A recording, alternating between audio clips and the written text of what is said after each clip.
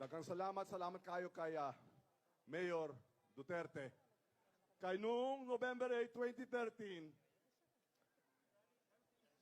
si Mayor Duterte, isa siya na nauna na pumunta sa Tacloban at nagtabang sa atin.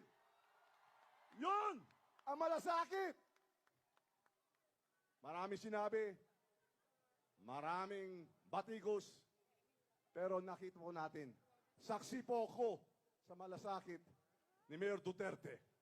Kaya po, hindi ko talaga matatanggihan o kailangan talaga tumanaw ako ng ulutang na loob sa lahat ng mga Bisaya. Kaya sinama niya lahat. Sinama niya lahat. Tiga Davao, Mindanao, at dinagsan kami ng mga relief goods, medisina, at lahat ng volunteer. Kaya palakpakan mo natin si Mayor Duterte